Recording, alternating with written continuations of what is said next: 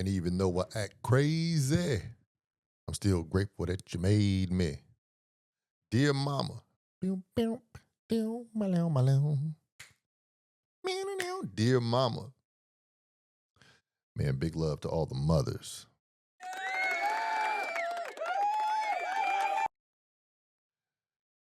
Yeah. Mother's Day is one day a year, and it could be a portion of every day, but it's complicated. Mother's Day is complicated. It means so many things to so many different people because so many people have different experiences and relationships with the one they call mom. And being where you are as the person in your shoes who says, this is what motherhood means to me, or this is what I experienced as a child of a mom who was, in my eyes, everything, or was very irresponsible, or was like a sister, or was, the homie or the op. However you saw your mom, it really changes what a momentous day like Mother's Day can mean. And so for me, this is my Mother's Day tribute. And I'm gonna address all the little nuances of Mother's Day. I haven't planned this. This is just how I feel in various ways about the day we relate to as Mother's Day. And I think that on the tree of who you are, the branch of your moral compass comes from your mother. What y'all think about it? Welcome to this episode of Sorry for My Language. I'm with you. Uh-huh.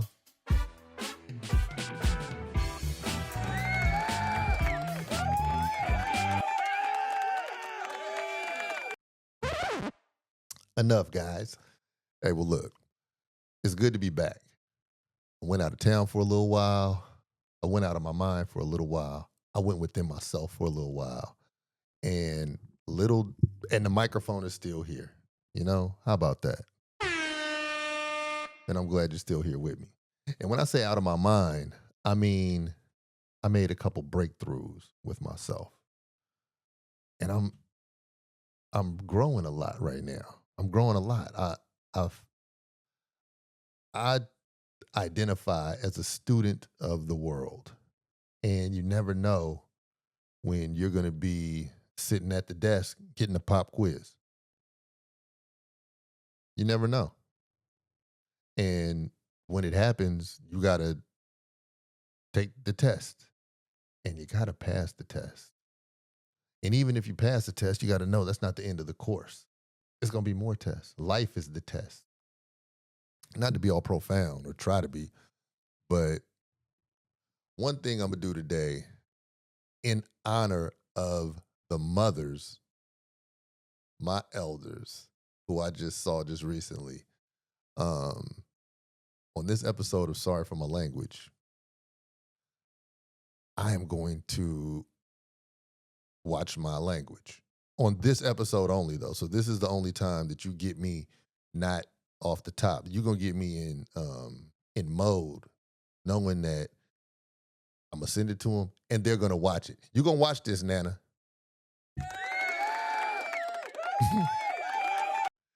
It's kind of trippy when you do something as an adult. I know I'm an adult. I'm grown up. I get penalized as an adult. I get rewarded as an adult. I get to roam the earth. I get to do all types of stuff.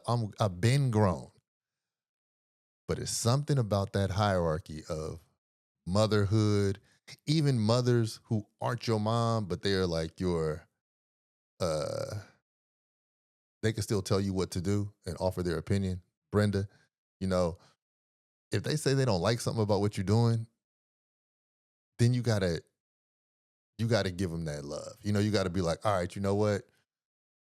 I see what you're saying. And either I can agree or disagree, and I can adjust, but my adjustment don't have to be permanent. But I'm gonna do this episode of not cussing because the mothers in my life watch this.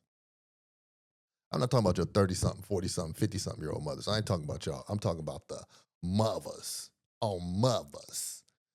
They watched this and they were like, oh, it's really good, except for your language. I'm still getting used to these buttons. I did not mean to press that one. I've been away too long. I forgot my buttons. So yeah, man, this one is for y'all. I'm gonna go ahead and do this. It's not gonna be one word that I can't say on network TV. Because my grandmother, she was like, it's really good, but you can't be cussing while you on TV, while you on television. Nana, this ain't television unless you're watching it on your television. This is streaming. This is broadcast journalism at its finest. So therefore, I will honor you. So back to the lecture at hand. Mother's Day is a really cool day. Like, there's some holidays that aren't as cool. They're not as useful. I think, like, for instance, Christmas. I don't really get into Christmas like that.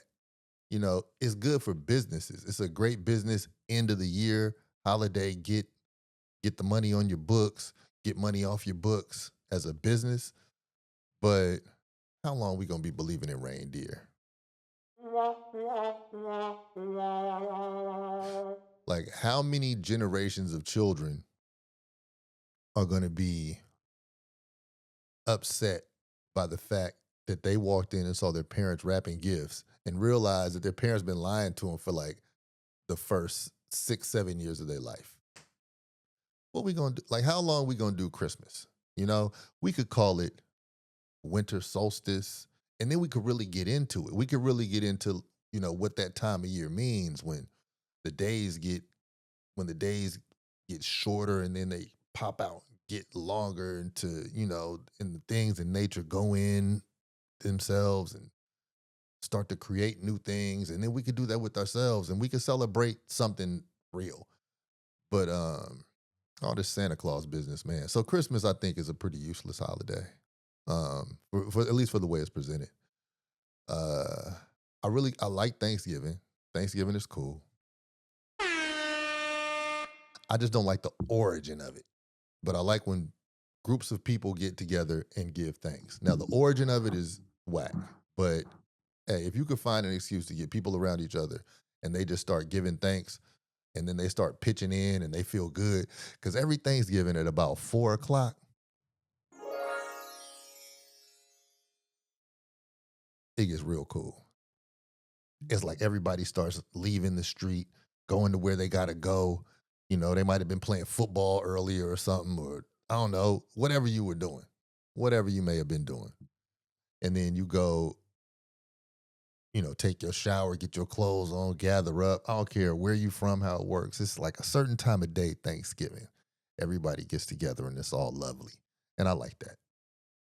Um, I really don't know what Memorial Day is for, but it's hella fun. It's a lot of fun. Hella is not a bad word.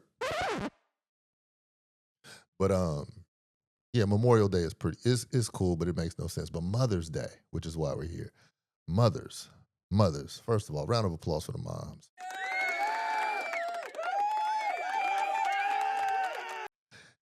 It really wasn't until I was in the delivery room with my son's mother that I realized the miracle of a woman's body. The fact that that happens every day is just an amazing thing. It's a sacrifice that when you make the decision to have a baby out of your body, you are surrendering to everything that the universe, that the whole earth, that everything in your brain has to save you. You might die right there. Your body does wild things, and it's an amazing sight to see a baby, a person come out of a person. I don't know if a lot of men would do that. I could compare it to I can't even compare it to the military because if you go to the military, you might not be at war. You might kind of be chilling.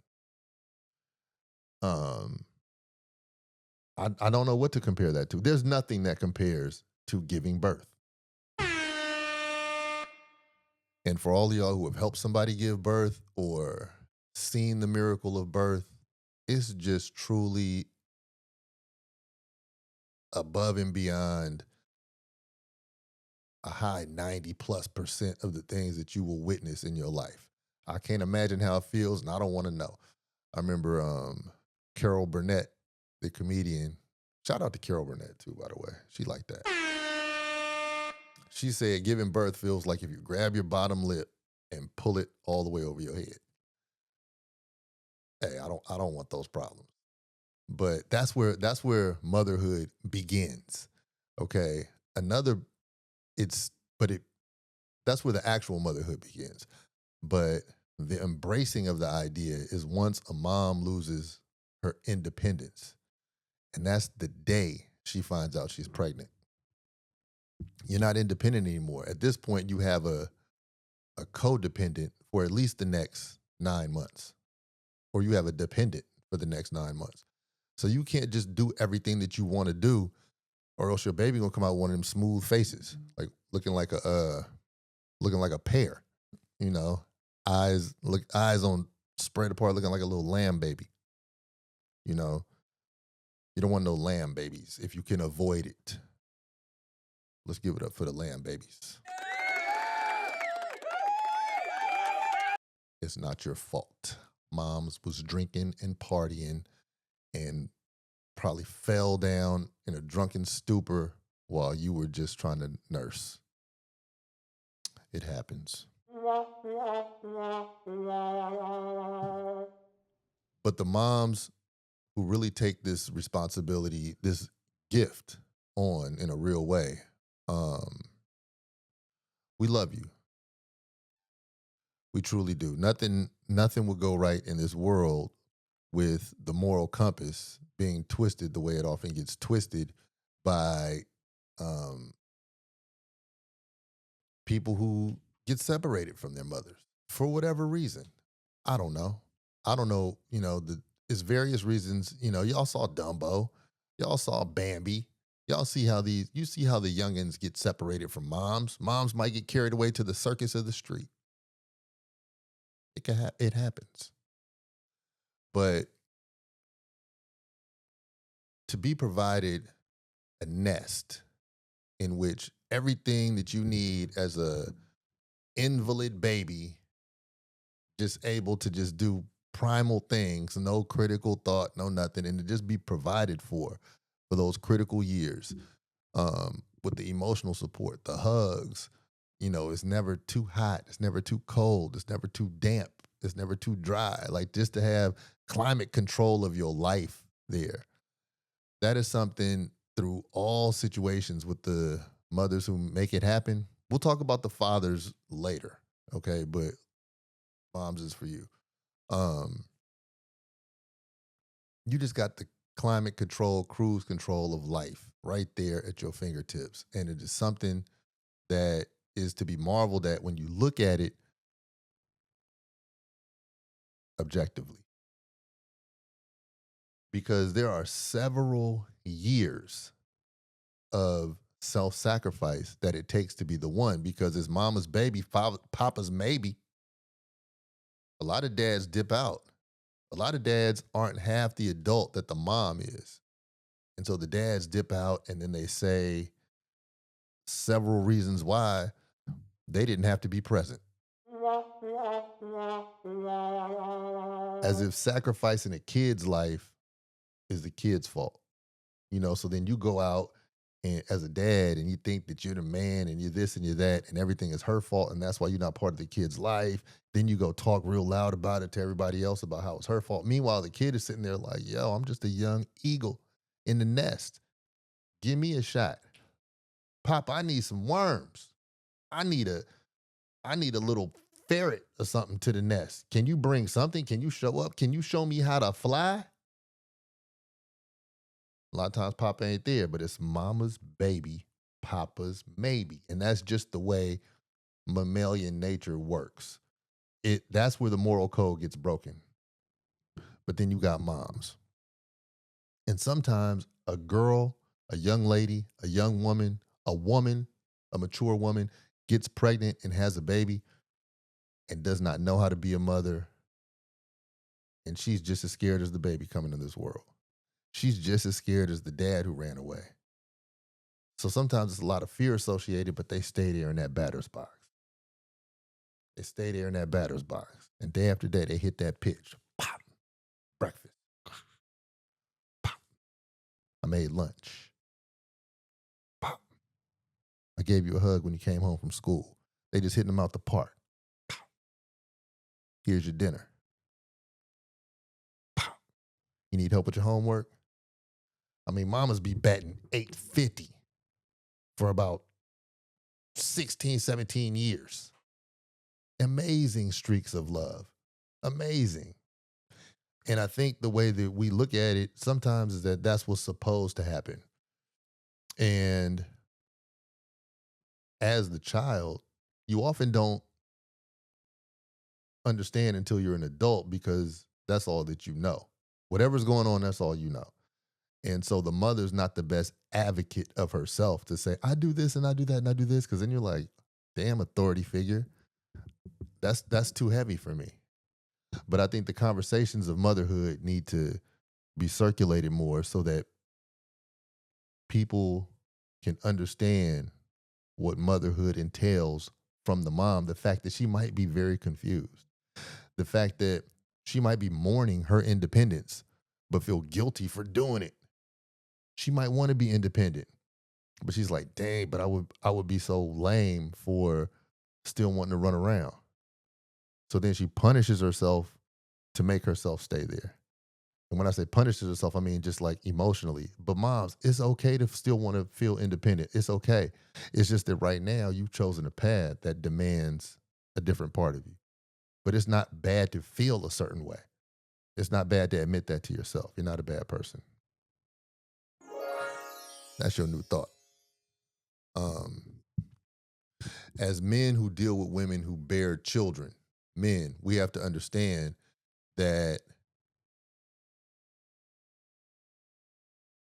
motherhood is very important to females. Now, follow me. There are 2 days that societally are what we would say, I guess, are championship moments for women. One day is being a bride, wearing that gown, your friends sitting there supporting you, crying, all that, right? That's one day for women, way more so than men. The second day, that's like the big day, is the day that woman has a child, right? So I'm saying this to the men. If you're dealing with a woman if you're dealing with a woman who wants to have a child, don't get in the way of that progress if you don't want to have a child. That's just simple, um, a simple way to have a better life, a better relationship. Just be transparent with yourself. She might be the one. But if you don't want to have a child and she really does, don't talk her out of it. Don't waste her time. Like let her get that off. You don't even know how that relationship where the child came from or children came from, how that might end up. She might be available. She might be back in free agency in like 5 years or something, you know? And she might be like, man, I don't want nothing too serious. I'm just really trying to be with somebody. I'm not trying to be married. I just want somebody I could talk to. I just want somebody to tell me I'm cute. And, occasionally you could bring dinner through, but I'm really trying to grow this in this way. So, men, just get on about the way so she can ease on down the road. I think that's important. But aside from that, in my personal experience, um, I was mothered beautifully. My mother gave me all that she all that she could and all that she thought that she knew she should. But my mother wasn't the only one. My grandmother, man. And the thing about it, my mother and grandmother are very different types of people. But my grandmother gave me all that she could as a grandmother, but more importantly, she gave me an example. I was able to see how grown people conduct themselves in various stages of life, various stages of responsibility, various stages of freedom. Um, and my grandmother, she's still here with us, but she wasn't a grandmother who was like, come on here and give grandma a hug. Like that wasn't really my grandmother. My grandmother was more of a I would she came off like an aunt. Like, she would bake the cookies and she would have like, the things and love up on you. But she was more of like you got to do this and you got to do that and come here, let me show you how to do this. My grandmother was very independent. And so it was just kind of cool to see how adults operate. It was independent. She would let you fail, but she would instruct you on how to do things the right way. And I love my grandmother. My grandmother's the one that like if I refer to her, that's Nana. Now my great grandmother, yeah, I had all that. I grew up with my great grandmother and my great grandmother and great grandfather. My great grandparents' house it was a it was my first experience with what I'm gonna call a kid's bed and breakfast. Now that was a classic Big Mama's house where kids from all over the neighborhood could come. It was sandwiches, cereal, cookies, sodas, cupcakes on deck at any moment. Um, but it was discipline there, But she was the one who I could pinch her cheeks, get the hug, all the love in the world. And so I've seen these different iterations of what motherhood looks like, right? And those women really set my moral compass straight. Part of motherhood, for a boy at least, like say if the dad's not there, and I know there are different methods of mothering. I've never been a mother, so I can't tell you the right one. But part of it, they got to buy in to what you're doing so much. I believe if you have a boy, the boy has to fear you. Because if the boy doesn't fear you, he's going to do something against your will. And how you build that fear, that's on you, right? I don't know. But fear is stronger than love in some situations. And there were a lot of situations when I was growing up that were really pivotal to my existence where I am right now, where I could have gone left or I could have gone right. And the reason why I didn't go left is because I was simply afraid of what my mom was going to do if she found out.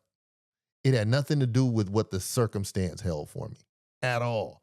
It was just like, dang, but what if my mother I'll give you a prime example. Story time. I don't know if I told this story on the show before, but maybe I did. I don't know. But this is 1986, Skyline High School. I'm pretty sure I told this on this before, but anyway, I had homeroom computer class with this dude. And so like we were cool. And I'm not gonna say any names. But anyway, we caught the same bus. Sometime, depending on which bus came first, I would catch one bus and then transfer to another bus if that bus came first, or I would catch another bus that was just a one bus shot. So some days he and I would catch the same bus together, depending on which one came first. And but we lived in different parts of town. So one day we're on the bus and he was like, man, get off at my stop. Right. And I was like, for what? I was a latchkey kid. For those of y'all who don't remember what latchkey kids are, those are the ones who you had the key to the house. Mom's was working, so you would walk home from school or whatever, and then you would just be there and take care of yourself until the parent got home from work. I don't know how that works now. I don't know if they call them latchkey kids or somebody's home. I don't know how that works. But anyway, I guess it's a lot of texting going on, so you're never alone. You are not alone. Shout out to Michael Jackson. But anyway, he wants me to get off the bus with him, right? Now, we have a certain type of trust and friendship at this young age. So I was like, I would, but I got to get home. I got to be there for my mother gets there. He was like, listen, get off with me. We can make some money. Now, I was like 14, right? He was like, so, we can make some money. So being age 14 and another 14 or 15-year-old telling me we can make some money, it's going over my head. How are we going to make money? Well, Oakland, California, that's where I'm from. Don't stop. It's several ways to make money at that time in that place. He was like, listen, I got a lot of dope fiends who line up down the block for hubba rocks. That's what they was called back then. They was called hubbas or bass rocks, right? And I was like, huh? Now I had heard about it. Mind you, this is new. This is like new activity. I was like, huh? And he was like, yeah, look. He pulled one out, I swear. It was, even if I had something to show you how tiny this joint was.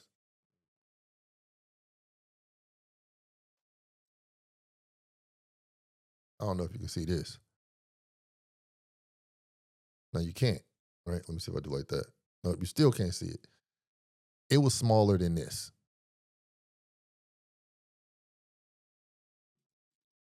He was like, we get paid off these all day. And I was like, okay, now we just got on the bus. So we had a little ride. And I was like, okay, so tell me how.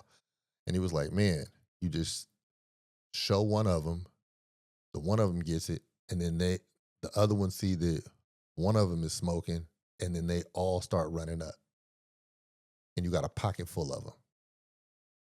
And I was like, dang. And he was like, what he told me was, he was like, you can make over $100. That boy was recruiting me, right? But we was partners, right? You can make over 100. I'm like, dang, I can make over $100. Now, back in the 80s, $100 bill meant something. So whatever you thinking in 2025, that's not what it was. A $5 bill was carrying weight to a teenager back then. But I can make over $100, dang it. And I woke up this morning not even thinking about it. That was back when I used to wash cars and cut grass. It would take me a minute to get $100. So I can make over $100 if I go with you right now. Yeah, man, come on, just get off at my stop. And then you could go home. So the way my timing worked with my mom, I never knew what time she was going to get home. But I knew it was after 4:30, but before 6:30. Maybe before 6. But it depending on what happened that day, I don't know. Right. But when I was at home, I would hear like the little creak of the garage and I'd be like, oh, okay, that sound means she's here. But if I wasn't there and there's no cell phones, man, I wasn't coming home for that smoke. I did not want those problems. So I told him I can't because my mother does not know that I'm not going to be home. Now, if there was a baseball practice, a football practice, something like that, then it was ahead of time, and I'm going to get a ride home. Okay, we got that. I'm going over to so-and-so's house, then we got that. But it was no way to leave. It was no way to before the texting, it was no way to let somebody know you weren't going to be where you were supposed to be. So I had to be where I was supposed to be. But that was purely out of, I'm not saying respect.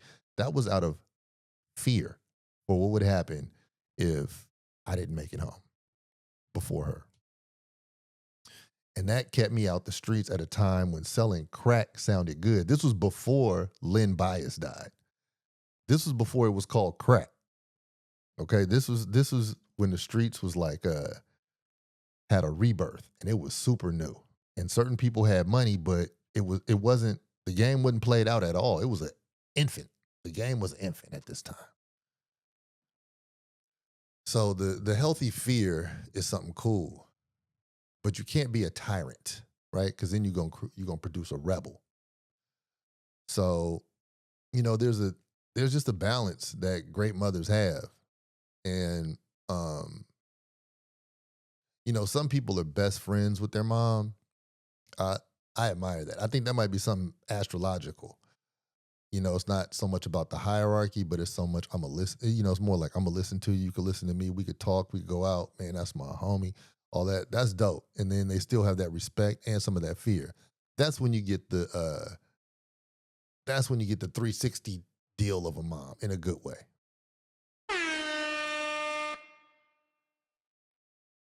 But yeah, mom set the moral compass, and we appreciate you. And sometimes you have absentee moms. And damn, I feel for y'all who have absentee moms. Moms who put themselves above their duty that they were chosen to do, that they had some say so in. You know, I do not understand that. And I don't have a healthy respect for it. Let me be honest. In the same way, I don't have a healthy respect for absentee dads who came up with some lame excuse. But an absentee mom, like you saw that baby needing a nipple when it first crawled out into this big old world. And then you just gonna be like, what I got to do is more important. And I know I ain't gonna say what I know. I ain't gonna say what I know. But I don't understand y'all. That's what I can say. And um, that kid grows up without a moral compass. Now, moms, in my best estimation, they're the ones who show daughters how to be women. So female children without a mother example, they're not very good mates. Let's call it what it is. They are so confused about so many things that a woman should know about being a woman. And there is a way to be a woman. This you ain't gonna freestyle this one. Regardless of how bohemian your life might be, regardless of how avant-garde you might be, you can't freestyle being a woman. Okay. That is like learn. It's elephants learning. Everybody's looking up, learning. Okay, wait, how do I do this? Even I don't know how, even down to hygiene. But how you enter a room, the things you do in a home, is certain things that a daughter learns from a mom. And when they have to go out in the world, hopefully there are other people out there who really take that baby girl under wing. Because if she goes out here and it's just loosey goosey, she gonna be a cold blooded mess.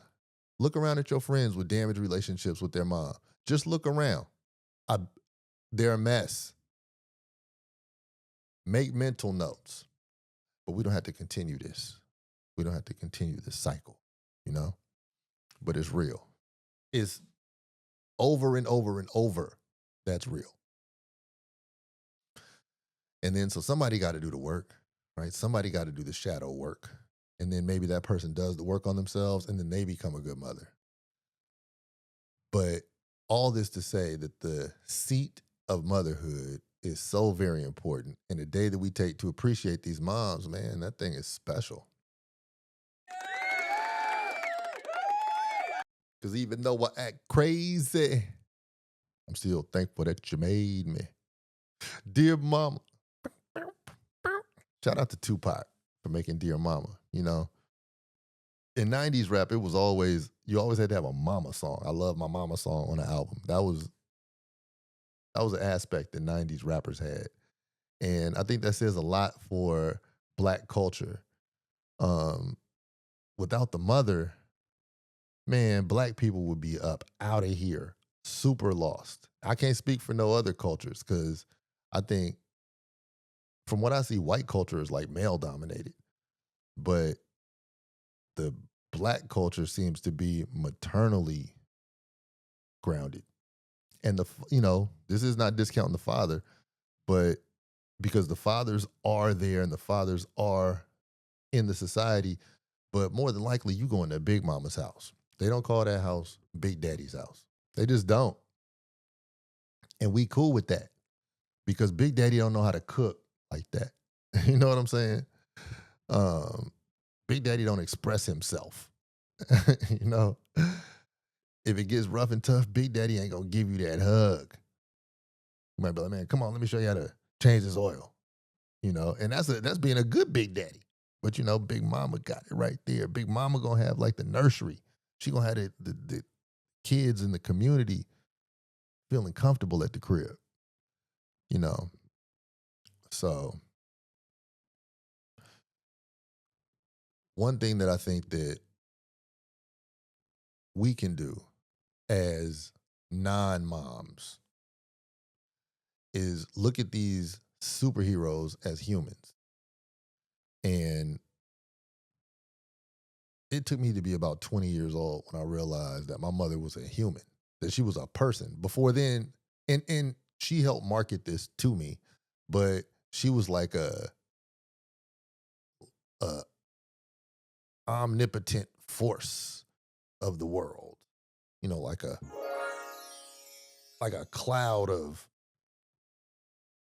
if I don't know it, I'll figure it out. I know this because I said so. This is what it is. And I was like, hey, I'm with it. I actually felt connected to I felt connected to the internet because my mom was there. Straight up. It was all good. It was, if she was around, it was good. But we have to look at them as humans. A lot of them are fragile. A lot of them are underdeveloped in a lot of different ways, whether it be mentally, physically, emotionally.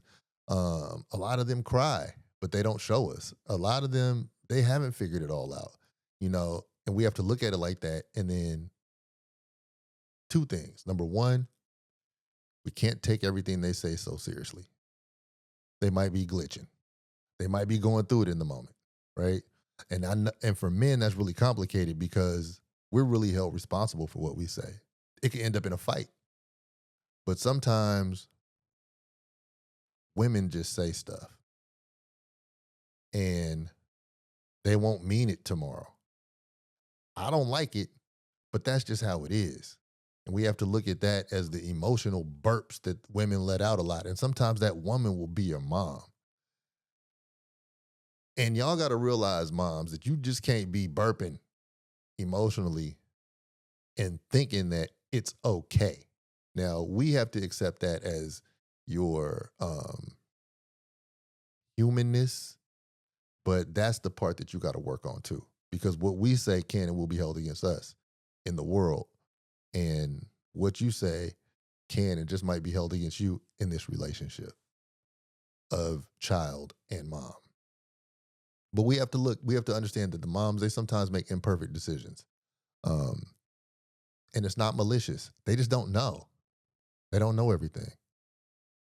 And sometimes they make these decisions because they fear something that they haven't dealt with.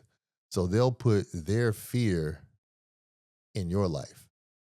Like I remember my son, I saw him reacting to spiders one day. He was young and just overreacting to some spiders. Like, dude, what you doing? I realized he had learned that spider fear from his mother. I was like, okay. All right. So then this is where the good balance comes in. I had to show him that spider is not about to do anything to you. And if you want to get rid of the spider, this is how we get rid of the spider. We could pick the spider up with some tissue. We could stomp on the spider. It's several ways to deal with the spider, but running around screaming because it's a spider, that's what we not going to do. And see, fathers, a lot of y'all got boys who going to run around screaming because you're not around. But I might have to say that for Father's Day. But regardless, would there be a Thanksgiving dinner without the mom? With some of these holidays that you have, that you enjoy, some of these memories that you have, would that even be cracking if mom wasn't there? Mommy, mama, ma? If she wasn't there, come on, thugs. That'd be the first one you cry to when it goes down. When you was a supervillain in the street, some of y'all be like, mama. Because you know that there's some love somewhere there. And if your childhood with your mom wasn't perfect, now that you're an adult, It might be time to have some tough conversations with your mother, some tough ones. And if your mother is not willing to have those conversations, willing to change, and you're not willing to change, then sadly enough, y'all might have to go separate ways. But I just advise you try first. And I'm not in that situation, but I know some people who have real strained relationships with their mother for several different reasons.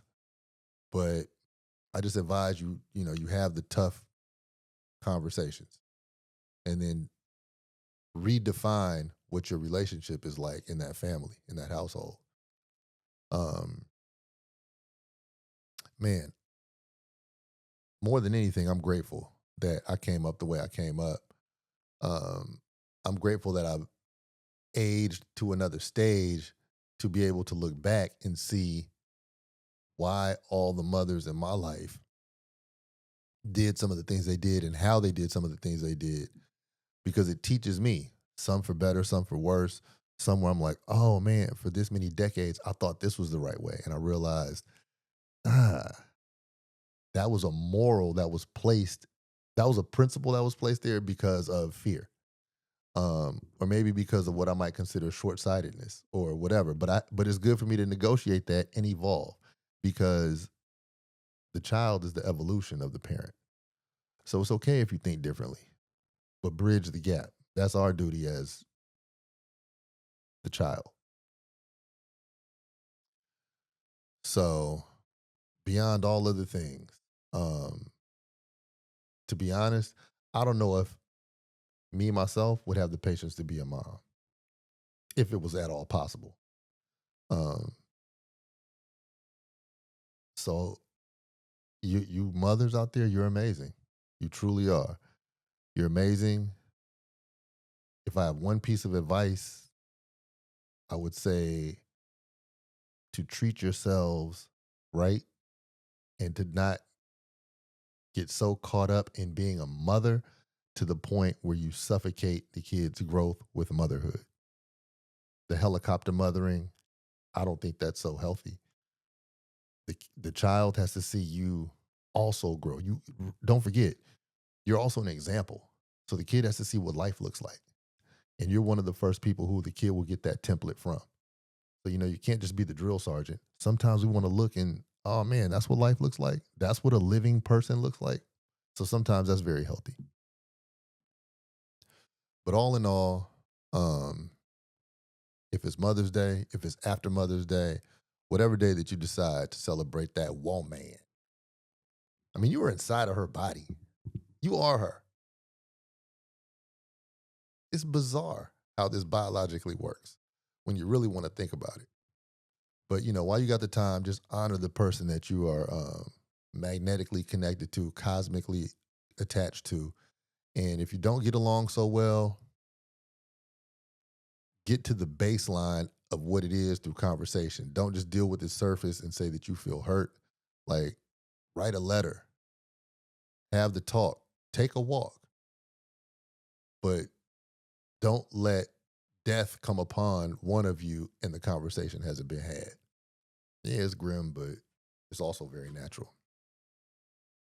So anyway, like I said, I had several ways to contextualize Mother's Day, and out of the holidays, I would say that's definitely one of the best. It's definitely one of the most meaningful, and it's definitely dope to see how a lot of y'all moms um, found your second breath as an adult after your child was born and grew up a little bit. You found yourself, and you didn't just say, "I'm a mom for life." You're still a mom, but you were able to navigate the change in what was needed for that child, and you found yourself. Those are the most beautiful women, the ones who found themselves after they did the years of sacrifice for the kid. Y'all are the ones I admire the most. So anyway, I got things to do on this planet, but I'm glad y'all joined me for this episode of Sorry for My Language.